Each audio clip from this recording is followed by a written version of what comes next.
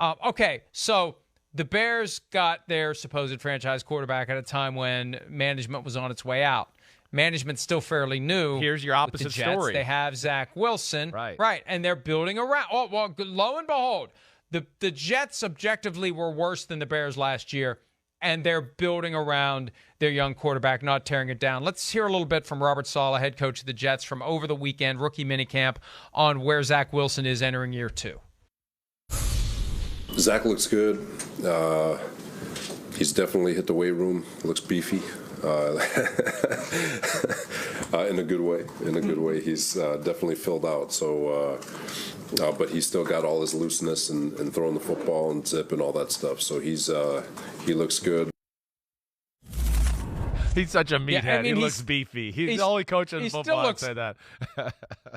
He still looks 12. Yeah, he still looks 12. You would be surprised if you saw him in person, though. He does look 12. His face is 12. If you saw him in person, you'd go, oh, man, he's much, bigger and thicker and a more of a physical specimen than you would think, even with that baby face. That's the one thing that jumped out at me at training camp and with the Jets last year.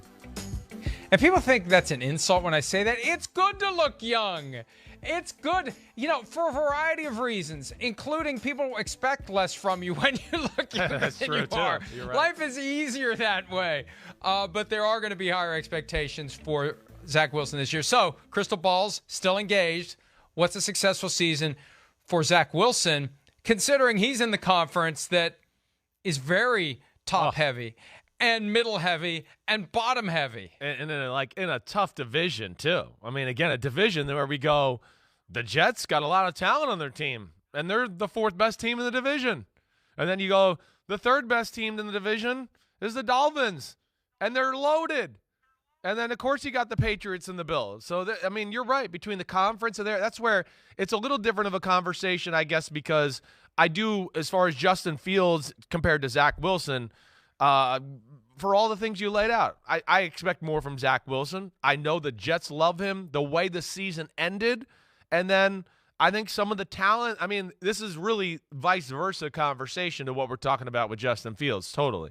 They have put some pieces around him here to where you go, well, there's something to build here. Their offense should be pretty damn good, to where my crystal ball, I'd go, flirting with 500, all right, and having a pretty good statistical year with a few games like we saw at the end of the last year for Zach Wilson, where we go, whoa, there was a few games and moments in the end of the last year where we went, holy crap, that was pretty damn good right there.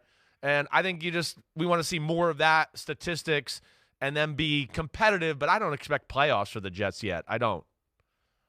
They had the 3 first-round picks. They added a couple of weapons. Yeah. Garrett Wilson, 10th overall. Breece Hall.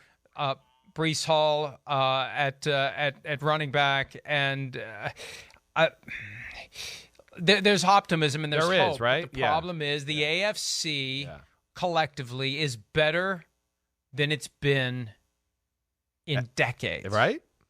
Collectively. Yeah. The teams of the AFC are so good right now and so much better than the collective teams of the NFC. I don't remember an imbalance like this. It's like the NFC in the 80s.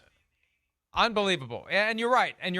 And maybe it's even worse now. We'll see how it goes this year. And injuries are going to be a big factor. But it's going to be hard for the Jets, even if that. And that's what would keep me up at night if I was Robert Saleh or Joe Douglas.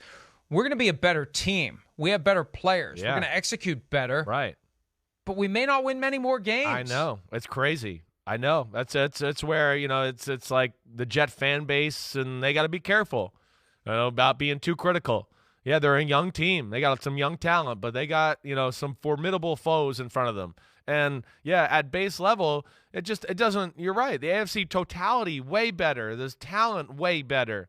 And, it only looks like there's 2 – maybe 3 teams in the NFC that can really compete with those top teams in the AFC.